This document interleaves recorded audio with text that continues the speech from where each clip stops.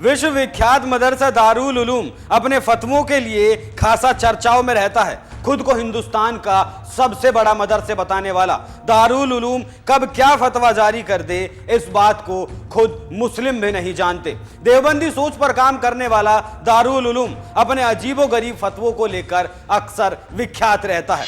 दारुल उलूम ने अब एक नया फतवा जारी किया है जिसमें कहा गया है कि दारुल उलूम में पढ़ने वाले हर एक छात्र को दाढ़ी रखनी जरूरी है। अगर ऐसा नहीं किया गया तो मदरसे से निकाल दिया जाएगा। ये पहली बार नहीं है कि देश के मुसलमानों को इस्लामी शिक्षा देने के लिहाज से स्थापित हुआ ये संस्थान विवादों में आया हो। कई बार अपने अजीबोगरीब फतवों की वजह से ये मीडिया की सुर्खियों में बना रहता है। आज आपको दारुल उलूम के फतवों के बारे में बारीकी से बताएंगे। नमस्कार, एनएमएफ न्यूज देख रहे हैं आप, मैं हूं आपके साथ अभिषेक पुंडीर। सुन्नत का हवाला देते हुए दारुल उलूम ने कहा है कि अगर कोई दारुल उलूम में पढ़ते वक्त दाढ़ी कटवा लेगा तो वो अपनी पढ़ाई जारी नहीं रख सकेगा। यह आदेश 20 फरवरी को अमल में लाया गया। मीडिया रिपोर्ट्स के मुताबिक दारुल उलूम ने अपने इस फैसले को इस्लाम की सच्ची शिक्षा बताया।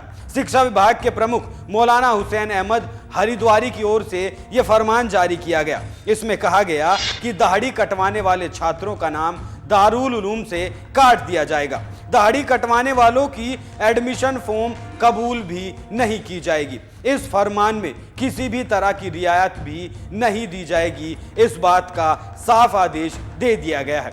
बताते चलें कि 6 फरवरी 2023 को दारुल उलूम ने ऐसे 4 छात्रों का नाम काट दिया था जिन्होंने दाढ़ी कटवा ली थी। निष्कासित छात्रों ने गलती मानते हुए दोबारा ऐसा नहीं करने का घोषणा पत्र भी दारुल उलूम में जमा किया, लेकिन इसका वहां के शिक्षा विभाग पर कोई असर नहीं पड़ा। उन्हें निष्कासित छात्रों को किसी भी तरह की रियायत देने से इनकार कर दिया गया। अपने फैसले में दारुल उलूम ने छात्रों के दाढ़ी कटवाने को सुन्नत के खिलाफ बताया था।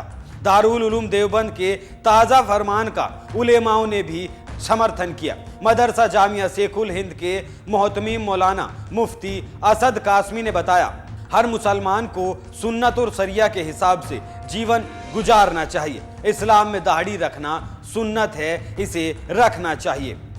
वहीं मौलाना कासमी ने कहा, इस्लाम में एक मुश्त दाढ़ी रखना सुन्नत है, इससे ज्यादा बड़ी हुई दाढ़ी को कटवाने में कोई हर्ज नहीं। गौरतलब है कि दारुल उलूम देवबंद इस्लाम की देवबंदी विचारधारा का एक बड़ा केंद्र माना जाता है। ये इस्लामी शिक्षण संस्थान पहले भी अपने फरमानों और फतवों के लिए चर्चा में रहा। यहाँ से फोटो खिंचवाने, कॉन्डोम के इस्तेमाल, महिलाओं के ब्यूटी पार्लर जाने, आईब्रो सही करवाने, अनजान मर्द से मेहंदी लगवाने, वैक्सिंग करवाने वगैरह के खिलाफ फतवे जारी किए जा चुके हैं। ये तो बात हुई ताजा फतवे की या कहें कि फरमान की। अब थोड़ा सा पुराने फतवों के बारे में भी जान लेना जरूरी है। उन्हें जानने के लिए इस मदरसे के पुराने पन्नों को पलटना जरूरी है। यह संस्थान एक दारुल इफ्ता नाम से साइट चलाता है जहां मुसलमानों के सवालों के जवाब दिए जाते हैं और आए दिन नए नए फतवों के बारे में जानकारी दी जाती है। daruliftah.deobandi.com साइट पर मुस्लिम आते हैं, अपने अजीबोगरीब सवाल पूछते हैं, फिर दारुल उलूम देवबंदी की ओर से उन्हें ज्ञान बांटा जाता है और फतवा जारी कर बताया जाता है कि जो वो कर रहे हैं वो इस्लाम के लिहाज से हलाल है या फिर हराम। इस साइट से चंद सवाल छांटे गए हैं जिन पर जारी फतवे यदि आप सुनेंगे तो हो सकता है कि कुछ आपको बेहद हास्यास्पद लगें और कुछ ऐसे लगें जो बताते हैं कि आखिर कैसे पिछड़ी सोच के पीछे मजहबी ठेकेदारों का हाथ होता है। पहला सवाल, एक व्यक्ति ने पूछा कि वो पेटीएम में काम करता है और उसका सवाल है कि उसे जो सैलरी मिलती है अगर वो रिजर्व बैंक ऑफ इंडिया से कंपनी को मिले ब्याज पर मिलती है तो क्या उसकी सैलरी हराम है या हलाल। आप सोचेंगे कि ये कैसा सवाल है, लेकिन दारुल उलूम ने इस पर गंभीर विचार करके जवाब दिया। फतवा संख्या 866/864 बी 9/1468 में कहा गया कि अगर कंपनी अपने कर्मचारी को आरबीआई से मिले ब्याज से सैलरी दे रही है तो ये हलाल बिल्कुल नहीं है। दारुल उलूम ने सवाल पूछने को वाले को कोई अच्छी नौकरी ढूंढकर इस नौकरी को छोड़ने की भी सलाह दी।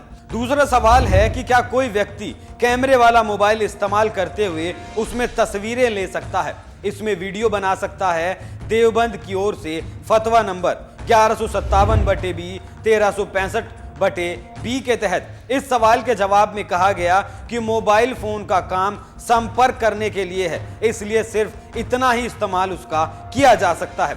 लेकिन किसी जीवित की तस्वीर लेना, फोटोग्राफी करना इस्लाम में नहीं है, इसलिए इससे तस्वीरें लेना और वीडियो फिल्म बनाना दारुल उलूम के हिसाब से बिल्कुल भी ठीक नहीं है। तीसरा सवाल, क्या अनचाही प्रेगनेंसी से बचने के लिए इस्लाम में कॉन्डोम के इस्तेमाल की अनुमति दी गई है? देवबंद द्वारा जारी फतवा में नंबर 557/440/B 1431 जारी कर बताया गया कि बिन किसी कारण के कॉन्डोम का इस्तेमाल जायज नहीं है। यह इस्लामी कानून के खिलाफ है। हाँ, अगर बीवी कमजोर है और गर्भ धारण नहीं कर सकती या बीमार रहती है तो फिर कॉन्डोम का इस्तेमाल किया जा सकता है। चौथा सवाल, क्या नकल करके पास होना जायज है या नाजायज और किसी भी काम से पैसा कमाना हराम है या हलाल? इस सवाल के जवाब में देवबंद की ओर से जारी फतवे में बताया गया कि अगर कोई पास हो जाए नकल करके तो वो नाजायज है, मगर उससे अगर उसे जॉब मिल जाए, डिग्री मिल जाए, वो अपनी जिम्मेदारी पूरी कर पाए तो ये जायज होगा। बस उसे नकल के लिए गुनाह लगेगा, इसलिए ऐसा करने से बचना चाहिए। पांचवा सवाल, एक लड़के ने किया है कि क्या वो एक ऐसी शेरवानी पहन सकता है जिस पर ब्रोकेड के फैब्रिक का काम हो? इस सवाल के जवाब में देवबंद ने जो फतवा जारी किया उसमें लिखा गया, अगर शेरवानी सिल्क की है और उस पर कोई चांदी या सोने के धागे का इस्तेमाल नहीं है तो उसे पहनना जा सकता है, उसे निकाह समारोह में पहना जा सकता है, लेकिन इस पर फिजूल खर्ची और इसे घमंड के साथ पहनना जायज नहीं है। सरिया के मुताबिक इतने कीमती कपड़ा पहनना ठीक नहीं। अगर शेरवानी में सोने चांदी के धागे से कारीगरी हुई है तो सवाल दोबारा पूछा जाए। तो ये वो चंद सवाल जवाब हैं जो हमें दारुल इफ्ता देवबंद की साइट पर पढ़ने को मिलते हैं। इनके अलावा इस साइट पर तमाम ऐसे सवाल किए जाते हैं जो किसी सामान्य जन को बेहद बचकाना लग सकते हैं, लेकिन यहाँ पूछने वाले के लिए ये गंभीर मुद्दा होता है और दारुल उलूम भी इसका जवाब बेहद संजीदगी के साथ फतवा जारी कर देता है। आप इन फतवों और फरमानों पर क्या राय रखते हैं, हमें कमेंट करके जरूर बताएं। नमस्कार।